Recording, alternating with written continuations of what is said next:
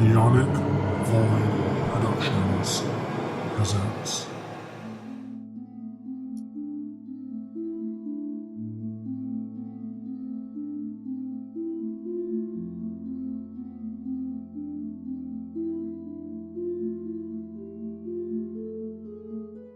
And cue the opening theme, opening credits, maybe a quick little hot take here and there for comedic effects. Oh my god. And yeah, hi, welcome to Book Watchers.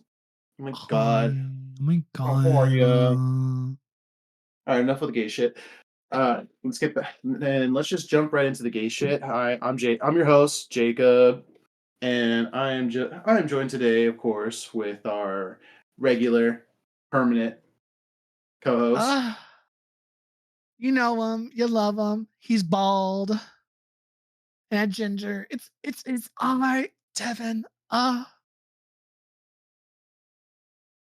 Yes, enough of the Don't make fast. fun. No, enough Don't of the make fun of fanfare. me. Don't make fun of me, babe. I see the look over there. He's he's very sensitive, y'all. So just be careful. Excuse. You're right. You're right. Uh huh. Hi, welcome to Book Watchers. In the Oh my god. description below will be the link tree to the Twitter, if there ever will be one. I don't know. I might do it one day. But the description below will have the link tree to the other podcasts on the YouTube channel. If you see us on Oh, YouTube, hi, how are you? Follow us. Like, check out the other podcasts. We got ooky spooky shit for days and like D&D, which will be coming. New games should be coming up here soon. Future Devin, what are you doing? Get on that shit. God, fucking lazy ass. Anyway, getting to today's episode. yeah. So sorry. No, you're fine. Yeah. So today we are going to be reviewing a yet another horror thriller themed book. This book is Yeah. called "The Thing Between Us" by Gus Moreno, Yeah. And this and is, oh, go I'm on. sorry. Go ahead. No. Go ahead. I cut you And off. Yes, I was cut off very quite rudely. Anyway, so we are so this week is going to be another week where Devin Yeah. gets to review this book, gets to talk Yeah. about this nice little summary of its plot, and just go for it. Tell me more. I want to know Oh, more. okay. So, getting into the thing between us. This is the first novella written by Gus, as far as I know, from what I've looked up. I think he's done like he might have done some like short story stuff for other like another anthology book, but I think this is like his first like novella. It's not very long. It's another one that's on the shorter side of things, but let me tell you, baby, it's it's good. It's good. It's one of the many books I got into in the last like month or two. Actually, I've probably read this like a month or two ago. But it's a fun horror, well, cosmic horror. It's weird in like the best way. It's not on the same end of the horror spectrum as like Slewfoot like last week. Cause again, if you haven't listened to that episode, please go do so. That was a fun one. So the thing between us. Now, the thing between us was released in, oh gosh, I didn't have that date open. It was released October 12th, 2021. So this book it's a couple years old, and it's about 272 pages. And yeah, let me look up the stuff on the author real quick. Full bio. Yeah, he did an anthology series, and it was part of an anthology series before this. And yeah, this is his first technically his first book. Yeah. So getting into the plot. Trigger warning. This book has gore. It has violence. It has things being ripped to shreds, things and people. It has some very tough, very deep conversations about grief. family tragedy, and a big trigger warning for a unaliving that happens towards the end. Without getting into it, I'll get into it when I talk about the story. But I would say that's the biggest trigger warning. If you're okay with all those topics, please go listen to the book on Audible or go read it. It's relatively cheap on Kindle or even paperback. So, getting into it. So, The Thing Between Us. The Thing Between Us is a book that centers around a guy named Thiago and his wife, Vera, who at the beginning of the book are starting their life together. They got married not too long ago. They recently just bought a condo, and they're starting to like just live their lives in Chicago. In their new place, their first home is this condo, and as things progress in the beginning of the story, they start hearing things in this condo. Footsteps, scratches in the middle of the night, random cold spots, scratching up the walls, ceiling, floor. Weird things are happening. And then things get even weirder when Vera, Thiago's wife, buys a little device that reminds you of an Alexa. Mhm. Alexa or Siri, one of those little devices that you have in the house that you can talk to. Hey, Google, do this. It's along those lines. They get that. They bring that into the house. And then that device starts acting strange. So the device will talk to something that's not there. It'll randomly turn on in the middle of the night. It bought random things off of I don't know if they said Amazon, but off the internet, and it'll be mailed to their house. Like they got a katana, other random shit. The funniest thing they got a dildo that came in the mail. So whatever was talking to this device ordered a dildo for whatever reason. I thought that was funny because they made a point in that in the story. I was like, okay. So random shit comes in the house, and they think it's pretty funny. But then it starts getting weirder when the device turns on the random points in the middle of the night, starts playing creepy music around. They start hearing the footsteps and shit. On top of all that, so they start thinking that there's something in this house. With all those weird things going on, they start looking into the place's history, right? And they find out that an old woman who used to live there before they did, but she got kicked out, thrown out on the streets. And before they can really get into what happened there, I think Thiago ends up calling the realtor. That's the word. The realtor that sold them the place. And they said that the woman apparently was as you call, bruja. He came into the house. I guess the realtor came into the house, and they found a skinned animal and some weird symbol painted in the animal's blood all over. The blood and guts were everywhere. And they cleaned out that mess and kicked her out. And then they moved in not too long after. So they're thinking, Thiago and Vera are thinking that she has something to do with this. He tried contacting her. She only spoke Spanish. He does not. So he never quite understood what happened. Before they could dive in any deeper together, because Vera knows how to speak Spanish, but before Thiago can get his wife, tell her the update on what he found out, she dies. She ends up getting pushed down a flight of stairs by a young man fleeing a crime scene, and she ends up getting very badly injured. And after several weeks of being in the hospital and presumed brain dead, they end up pulling the plug, and she dies from that interaction. From there, Thiago and her family are thrown through a media circus of political media mess, dealing with the fact that the young man who killed Vera, was a immigrant.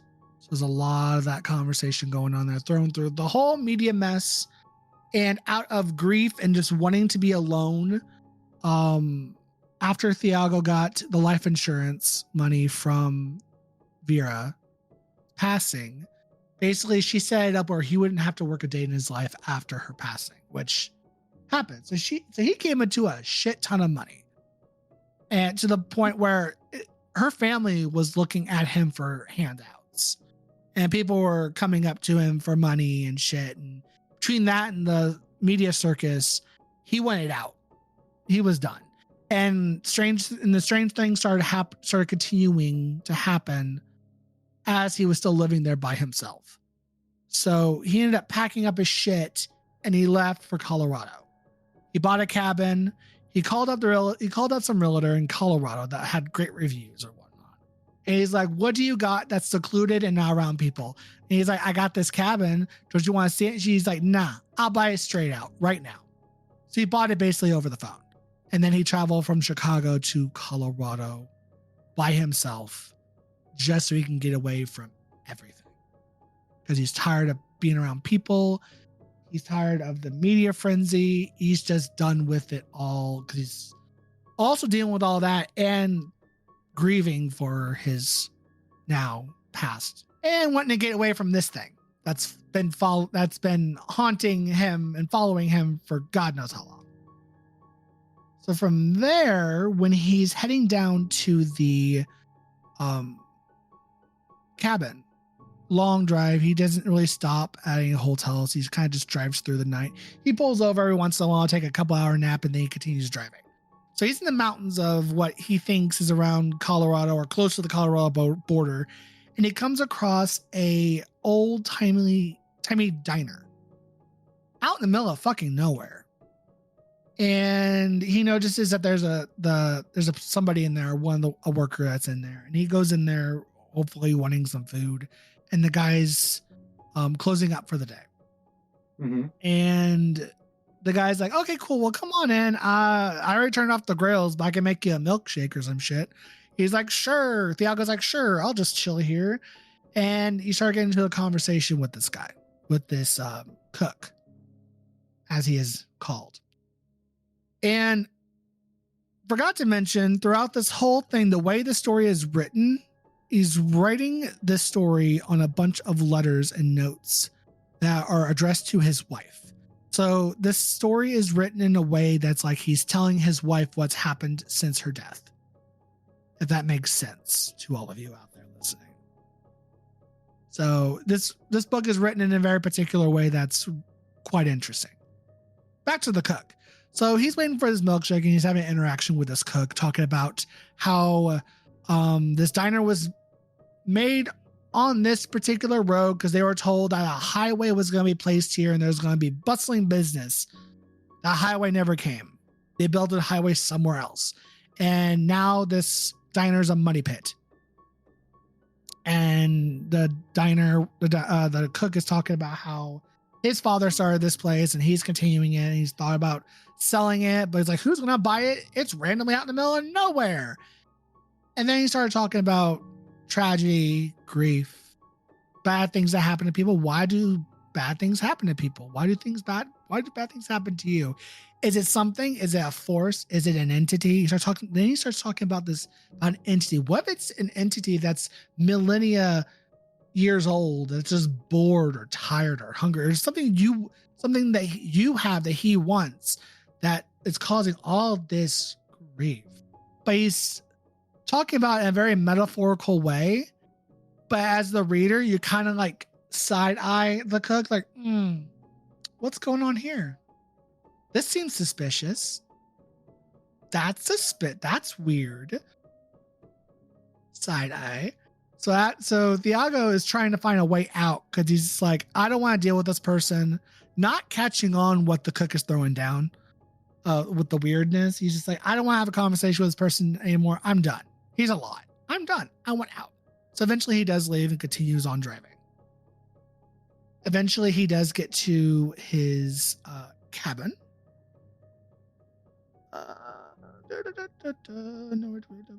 Yeah, he gets to his cabin. It's literally in the middle of nowhere. And he has no neighbors whatsoever. He's surrounded by woods. And he's just like, this house that looks like a 4-year-old drew it. The exact same design and everything. A big old box cabin. My home. And he goes there and he's having a great night's sleep. And he has a dream. He has a weird dream that kind of gives him the idea that this thing that was haunting him or whatever in Chicago is out looking for him or has found him. So he wakes up with a weird feeling like, oh God, did that thing follow me here? Fuck. So from there, the next day comes around and he decides to take a trip to a hardware store. The closest hardware store to him is called Hardware Store. Yeah. So he goes to his hardware store, and for stuff, never indicates what, but for stuff, and he finds a Saint Bernard sitting outside the hardware store, and he's like, "Oh my God, that's cute. Whose dog is that?" And no one knows who this dog belongs to, or where this dog came from. It's like this dog just randomly appeared at this hardware store. So Thiago takes the dog, takes him home. He's like, someone's gonna look for him one day. And the dog's full of energy. He's cute. He's a Saint Bernard that thinks he's a lap dog. And the way he describes it is just like, oh my God, I love big dogs. Saint Bernards are adorable. They're just big babies. So exactly what he has. He has a very energetic big baby. And he takes him to the vet and he has no chip. Being that it's a small town in a mountain area, they pretty much know all the dogs around the area as well as like strays and stuff. So not many strays come up this way. So the fact that there's a random Saint Bernard up here, that's weird. And I'm like, as a reader, that's weird. Take a note of that. That's weird, right? So yeah, totally. Oh yeah, totally weird.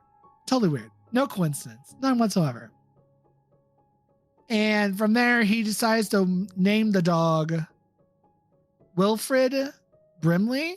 He calls him Brimley for short. So him and Brimley go back home and they make up, stay the night together, they sleep together, they cuddle. He's getting all cute. Within a day, Thiago's hooked on this dog. He's like, my puppy. Everything's better with a puppy. Everything's better with a doggo, which is true. 100% true. Everything's better with an animal, dog or cat.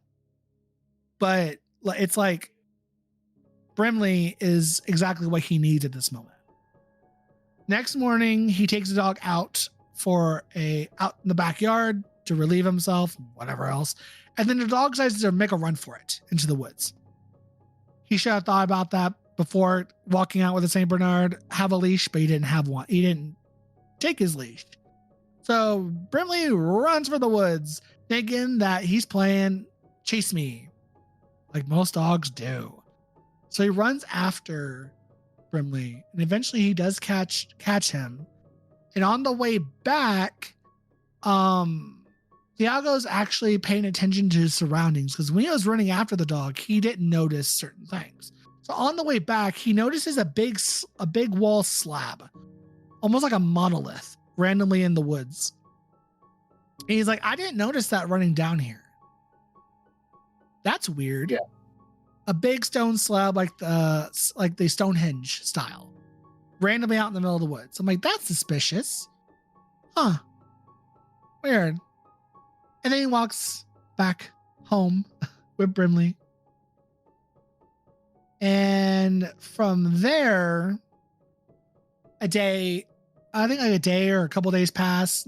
Nothing really happens.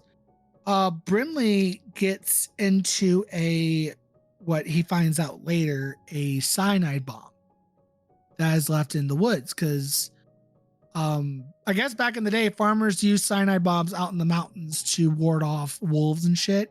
So he finds out that this land might have been like a farm or some shit. But nonetheless, Brimley got into a cyanide bomb that blew up, and he inhaled a bunch of the orange powder and dust inside of it. And Thiago panics, takes the dog back to the vet, to the doctor. And unfortunately, he passes away. The dog dies. Not even a week with him, and the dog dies. Aww. I know. I was like, oh, this poor man. This poor man. He's like, not in the book, he's basically like, not even a week, and then this dog's already dead in my care. Actually, I took him to the pound. But he didn't take him to the pound because the pound he didn't want the pound to put him down or anything, so that's why he took him in the first place. But like, he's like, not even a week. I should have taken him to the pound. He would have lived longer. So the idea of Thiago kind of painting himself as everything around me dies kind of starts setting in. It's like, no one should be around me. I am death. Everyone around me is dead or dies. Why? Because he also talks about like his family history. His father left, died. His mother died of cancer. It's like everyone around him, his family unit is died or dying or dies throughout his life. And he's just like, I can't take this, yo. I love Brimley. And the doctor tells him, maybe you should go to the hospital to check yourself out since that was a cyanide bomb, just to make sure.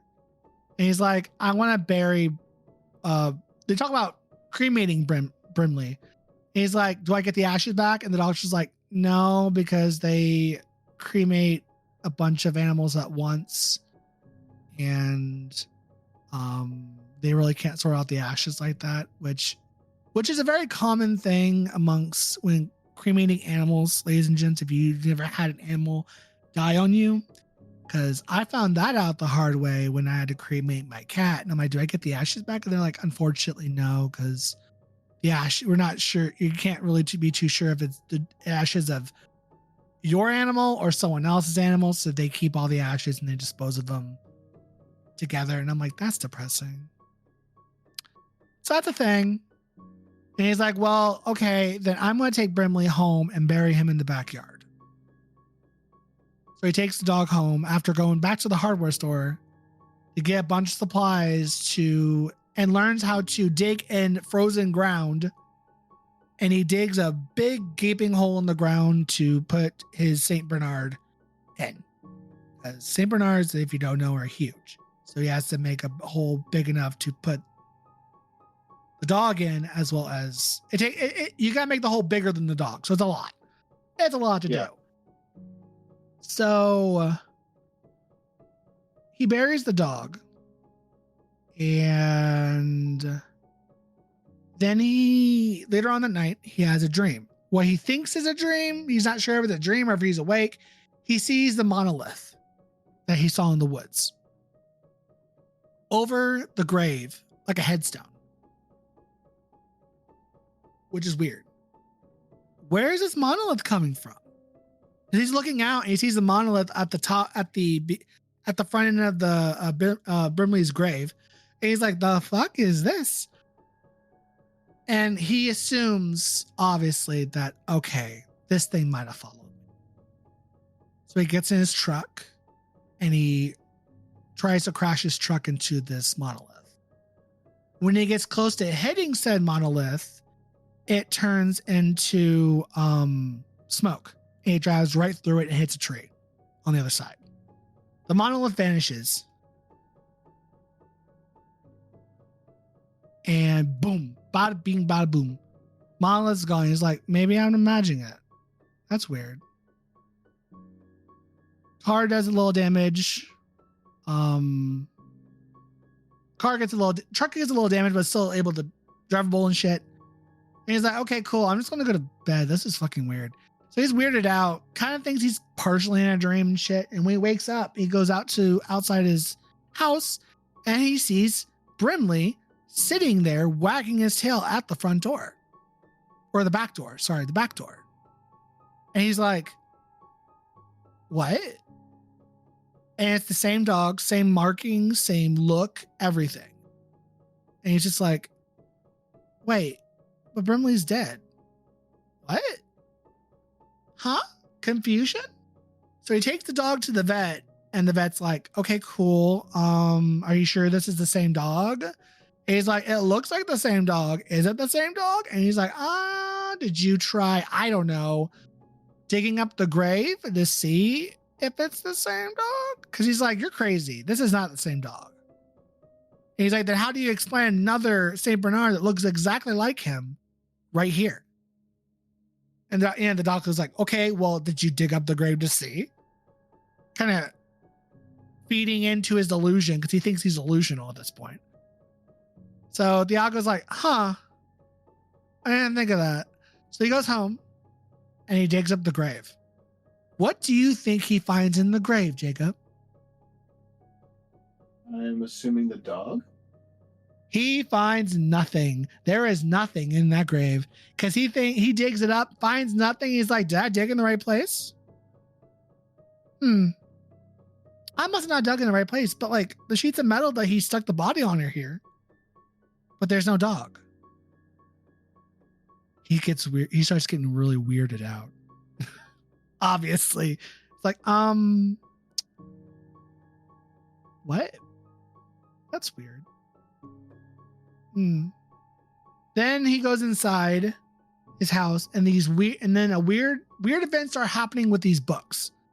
So these books are flying off the shelves of his house, and they say different things like, oh, let me out of the wall. Another one, it's like pages full of let me out, pull me out the wall, pull me out the wall, pull me out the wall. Mm-hmm. Another one says his mother-in-law's name, Diana. And a bunch of other creepy shit like that. And for a minute, he thinks it might be the ghost of his wife trying to communicate with him. And then not so much. Then he starts thinking about the monolith. He's like, what if the monolith is death? What the fuck is that monolith? Why is all this shit happening to me? He's confused. Confusion is real. And the wall comes back. The monolith comes back outside.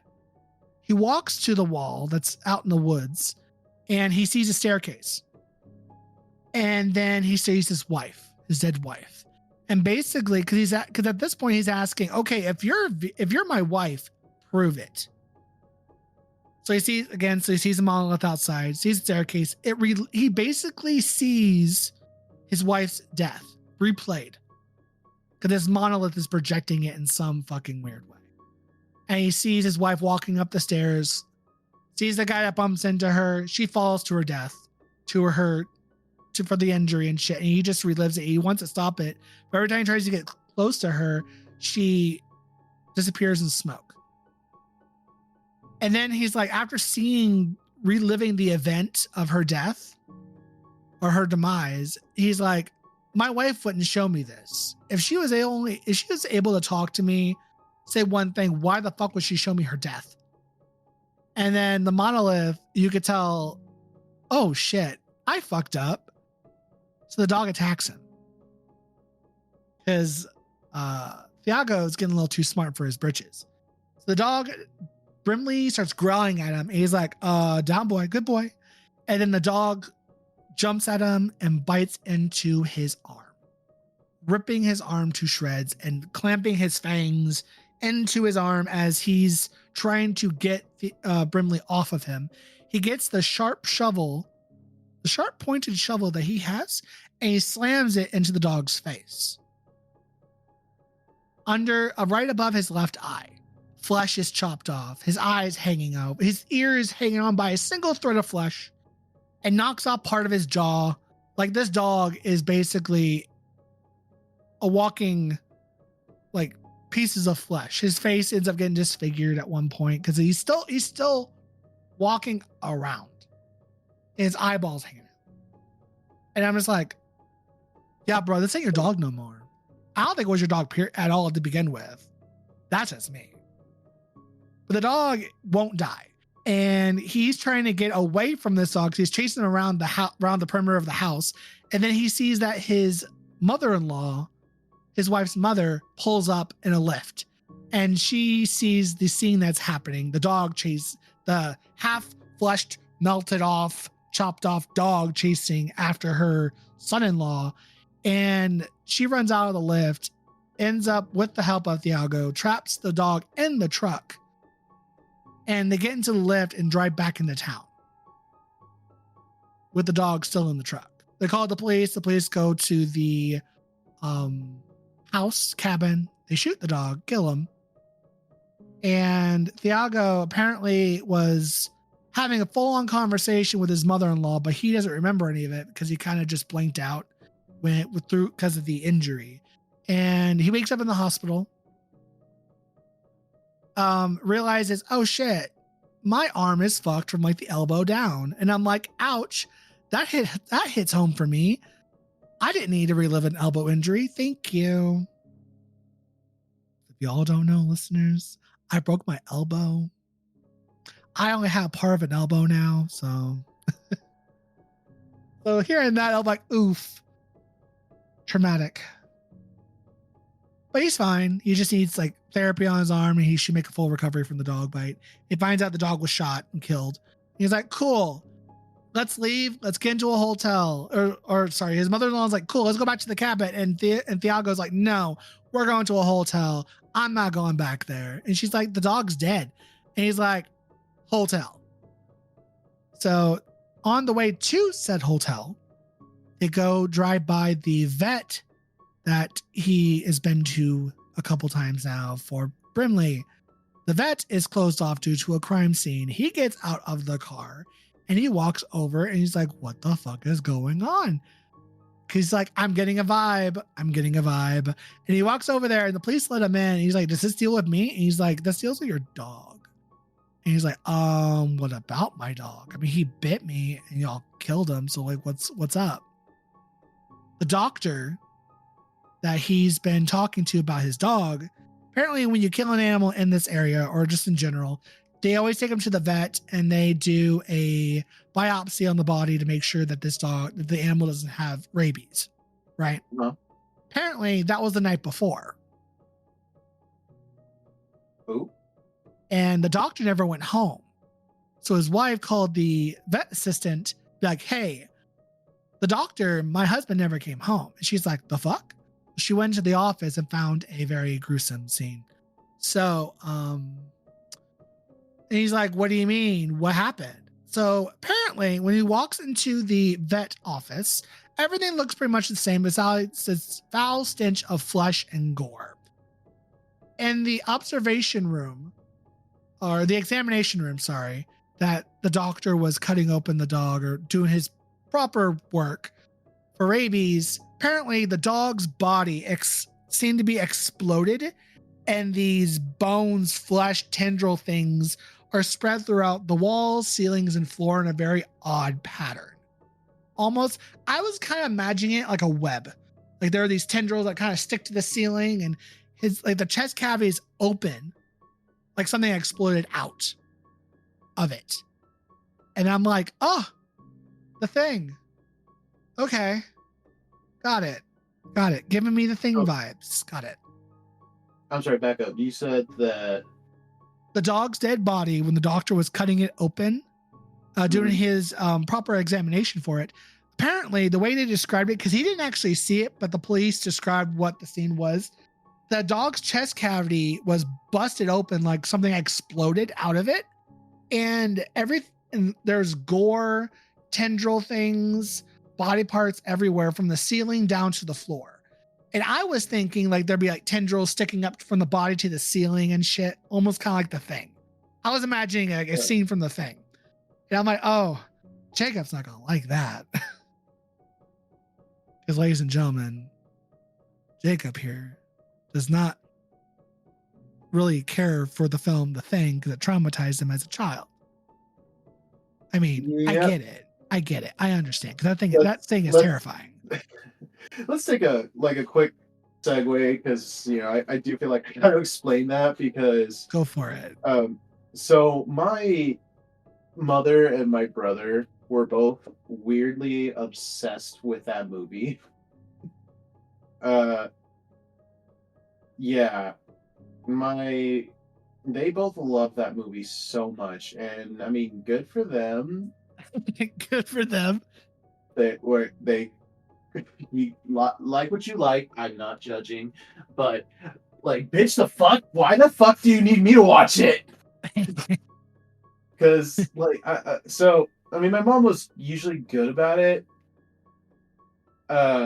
She wouldn't like tell me, like, she wouldn't say, "Oh no, you gotta like get over that and like watch it, keep watching it, blah blah blah." My brother was the one who was like, "Oh, you gotta watch it, you gotta watch it," and I'm like, "Fuck, I think the fuck not." Yeah. So yeah, so my like, I finally just said like, "Okay, I'll watch it." I don't know. I don't really remember the first time I watched that movie, but I remember I did. Like, I just remember like the long lasting uh effect it's had on me. Like, ugh, I can't stand watching it. Even now when I watch it as an adult, I'm still just like That still lingers. mm-hmm. Yeah. I, for one, Yeah, ladies and gentlemen, I do love The Thing, but I don't make Jacob watch it constantly. I think I've only watched it with him maybe once because my boyfriend wanted to watch it. But I get it. That thing is terrifying. The way the stomach opens up and bites off that person's arms, terrifying. Oh god, I was like, bahoo. Feels like, oh no, oh Lord, no, Lord Jesus Christ, no.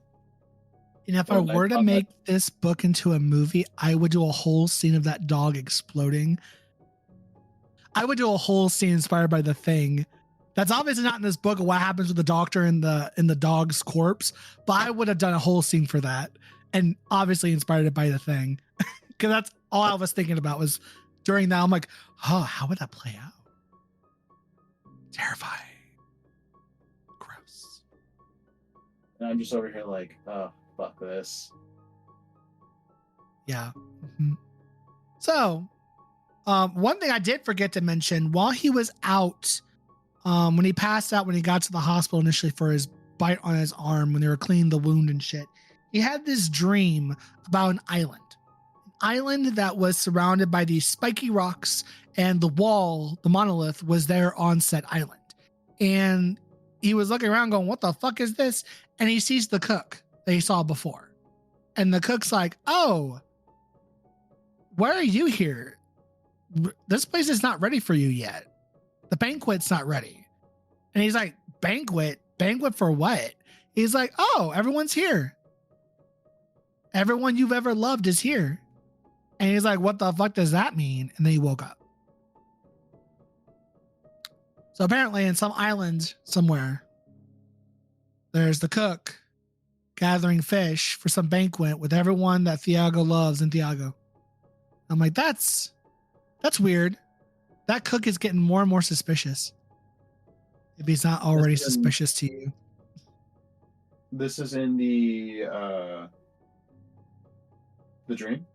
Yes, it's all in the dream that he had. It's weird. And so, of course, we jump forward back to the dog chest cavity exposed and exploded, and the doctor's missing. And they're like, where the fuck is the doctor? From there, they decide to go to the hotel. They sit around. They watch Western films. His mother-in-law's drinking because she's still not over the fact that her daughter's dead. And it's only been like 6 months, 5 or 6 months since the death of his wife and her daughter. So she's not completely over it yet. And he tells her what's happened, but she's like, this is a lot. I can't deal with all this. And then the conversation comes up again. That was at the hospital. Conversation comes up again at the hotel room. And she's like, okay, spill your guts. So she spills everything that's happened between the random footsteps and scratches to the device that activates on its own, orders random stuff for them, to the monolith, the dog coming back from the dead. the thing talking to him through the books, thinking it's his wife, but it wasn't his wife. It was the dog and the monolith. And he's like, I don't know what the fuck's going on. All this shit is weird. I know this stuff doesn't make any sense. This is supernatural. None of this shit makes sense. I understand that. And she's like, Iago, I was born in Mexico. This shit's like, everyone has a tia that can like talk to the dead, or everyone's seen the La Llorona, or there's a Bluja down the street. Like, I'm sorry. Take a step back. What did you just say? A Bluja? Before tia? that. Before that. La Llorona? Are you saying La Llorona or La Llorona? I can't roll my R's, dude. Okay, The crying mother. The weeping woman, yes. The weeping woman. I am white. I can't roll my R's. Okay, I'm trying here. No. I wasn't giving you shit for not rolling your R's. I can barely roll my R's as it is, and I am Hispanic. But no, I thought you said La Llorona, as in Lorona, like you were pronouncing the L's instead of with a Y. I might have. Again, I'm not fluent in Spanish in any sense of the word. I'm only exposed to the Latin culture because I live in a prominent Latin area of Texas. So, forgive me. Yeah. I'm white. I'm a gringo. Okay. I was over here just like, do I need to chime in if I mispronounce anything, because I am not perfect by no means. Do I find this stuff interesting? Fine. Most definitely, but I am not of Latin descent. I am of Irish descent. So, what? I'm just like Irish. Exactly. So, ladies and gentlemen, and others, if I mispronounce anything that's Spanish word or term, I am but a white man who's trying. White man who appreciates the Latin culture. Back to the story. So she's like, okay, let me make a couple of calls to different family members and shit, and we'll figure this shit out. I got you. So she gets on her phone. She calls several people from down in Mexico up in the States, her husband back in Chicago. Like, she calls everybody. And apparently she gets a bunch of different methods to handle stuff like this, from like, she had a nephew or a cousin visit a Bluja down the street in the wastelands of Mexico or some shit. And I'm like, damn, get it, girl. So she's devising a battle plan on how to handle this thing, because they think this thing is like a ghost or a spirit demon thing. So she's like, I got you. I'm from Mexico. We deal with this shit daily. I got you. So they devise a plan, and they're like, cool, we're going to head back to the goddamn cabin. But as they're devising the plan the first time, they get interrupted by a shadowy figure of something banging on the door of their hotel room. And they're like, what the fuck is that? And Diago's like, yeah, we're not going to deal with this. So they change hotels, and then they finish devising their plan. They're like, cool, we got a battle plan. Let's go. And Diago tells his mother-in-law, you're not coming. And she's like, fuck you, I'm not. The fuck? I'm going. The fuck? You don't gotta handle this shit by yourself. I got you. So they get weapons. They get guns, axes. They get all kinds of weaponry because they think they're dealing with something that could be killed by a gun and or an axe. So they get all this shit, and they get ready for battle at the cabin. They get there, they put salt lines everywhere, and they just now wait for the thing to show up. So later on that night, play the music. Later on that night, they see coming out of the woods limping, very, not human, the doctor, the veterinarian. He comes limping out of the woods. His face is fucked up. His eyeballs hanging out. He has a gaping hole from like claw marks and shit in his face. His body is like, he's basically a walking corpse.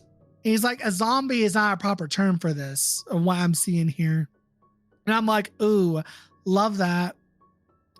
So the thing starts to, the thing tries to get inside the house, And he does. And he looks at the salt line and he's like, ha, and he moves the salt. Like that's gonna stop. He's like, ha, bitches. Ugh. And this corpse of a white man comes walking in, and the mother-in-law, Diana, has a gun in her hand. And she's hidden in the kitchen in the darkness, waiting for a moment to strike. And she goes up to the doctor and she shoots him in the face, making a gaping hole, well, a much bigger gaping hole in his face than there was before. Because his face is unrecognizable. It's almost like sheets of I mean, they described it for the dogs. When the dog's flesh was getting ripped off, and when they were trying to put the dog in the truck, they're saying sheets of bacon were falling off of him. And I'm like, that's gross. Ooh. And I love bacon. That's gross. Why would you do that? But he has cheek flesh from his skull just falling off or getting blasted off.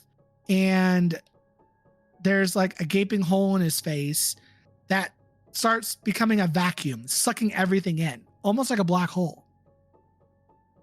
This is where the cosmic horror comes in, because they're like, cool, we shot him in the face, and then she can't pull her arm away because her arm is getting sucked in from this weird vacuum that's pulling everything towards the hole in this person's face. And she gets her arm stuck up in there, up to the shoulder, and she's obviously screaming her fucking head off, as you should. And Thiago's like, oh, fuck. So he pulls her out of the black hole abyss that's coming out of this person's skull, of whatever the thing is that's possessing this reanimating this corpse. And her arm, it looks like a mummified, shriveled up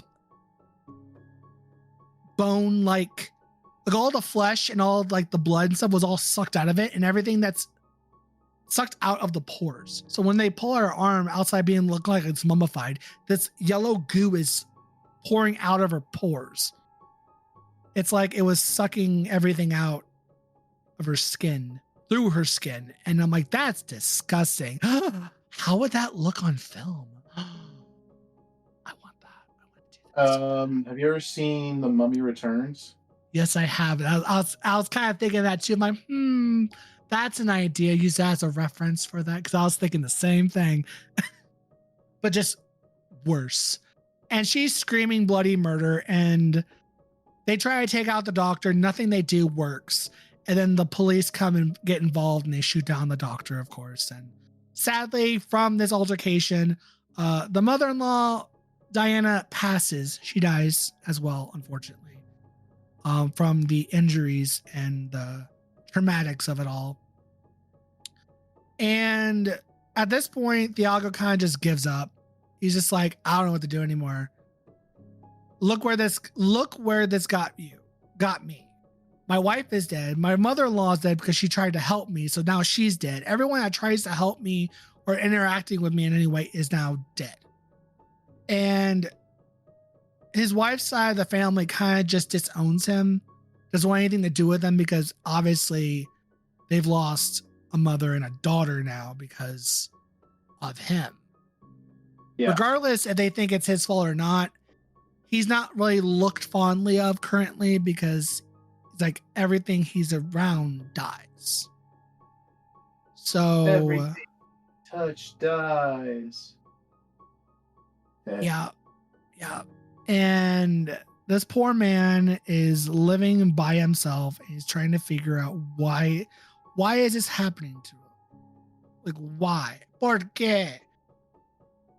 He has a dream or some shit, and the cook comes back. You haven't quite figured it out. The cook is a demon entity, wherever you want to call it, Lovecraftian horror. That's the way I see it, because this movie is very Lovecraftian. Everything, like the way they describe like the hole in the skull that's sucking in Diana's arm is very, the way they try to describe it is like very abstract.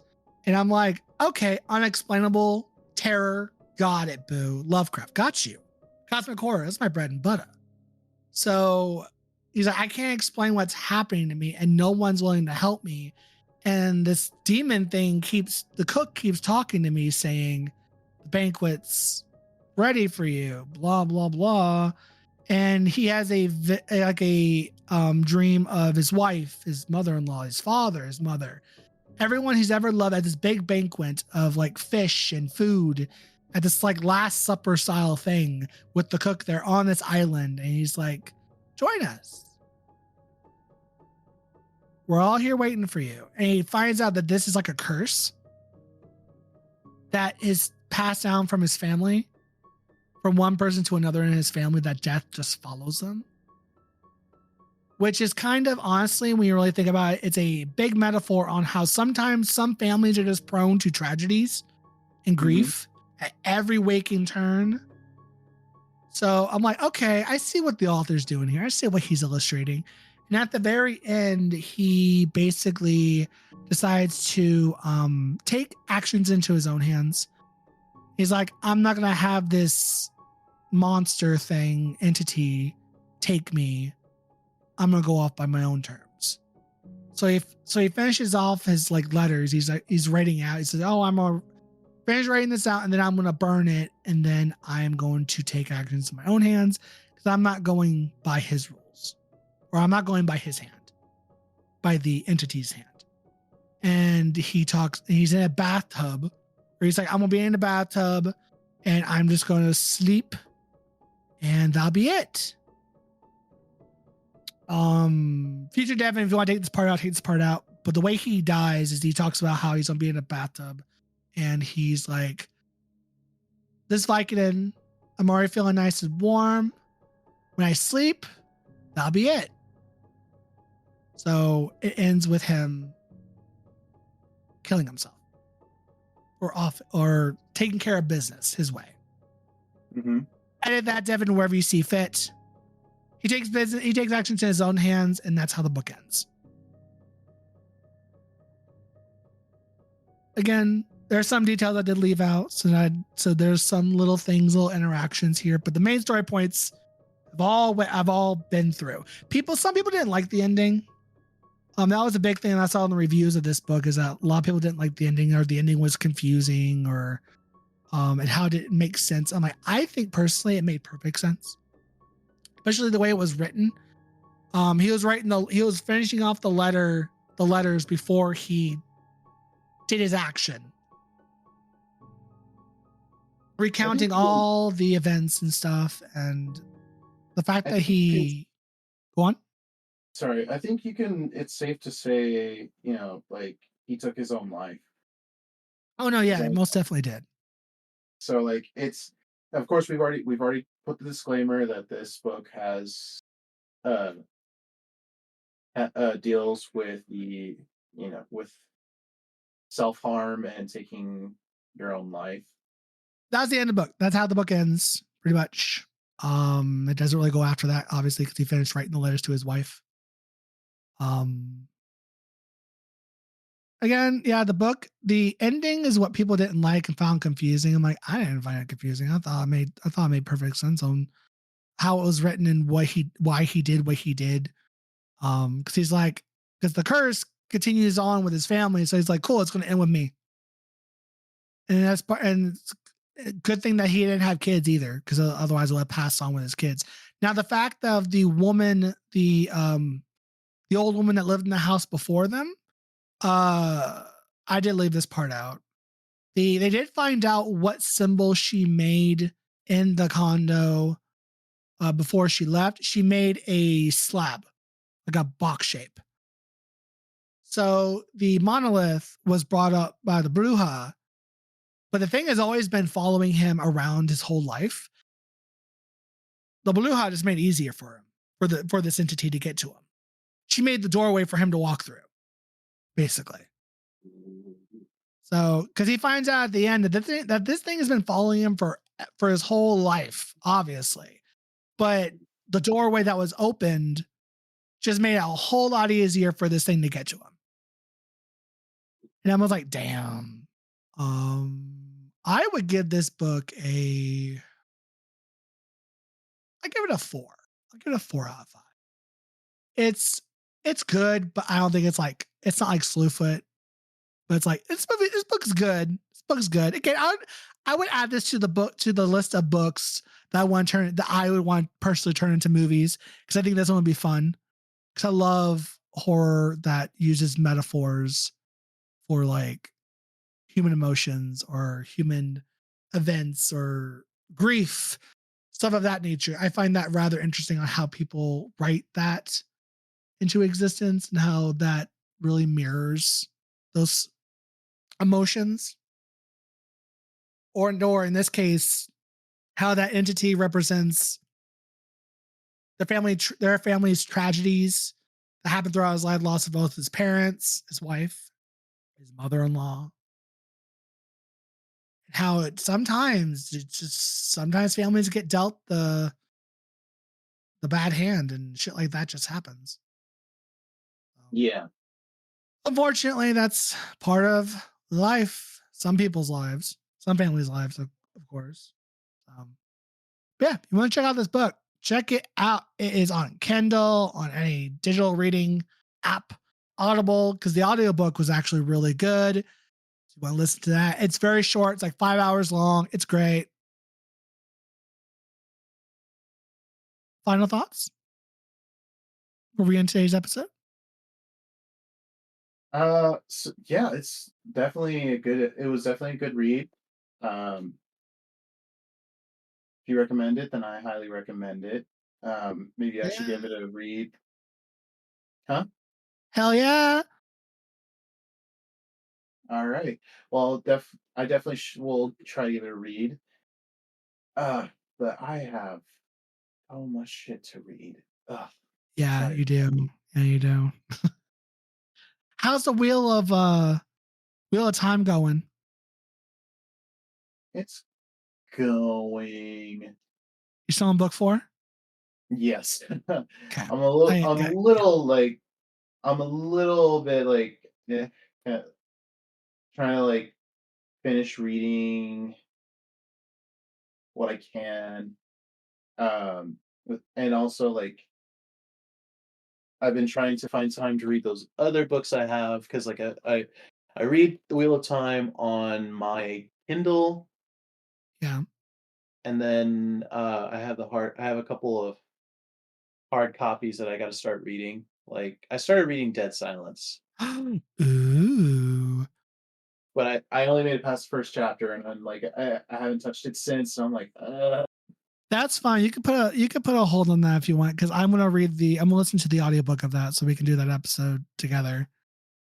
yeah, Yeah. Because I'm gonna get the audiobook at some point for it. But because I was reading the back of it when I bought it, I'm like, ooh, this actually sounds good. Shit. So it's on my list of books to get to.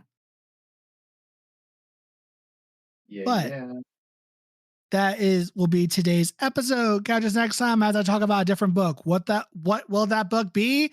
I have no idea yet. I have to pick one. Until then, bye. Bye.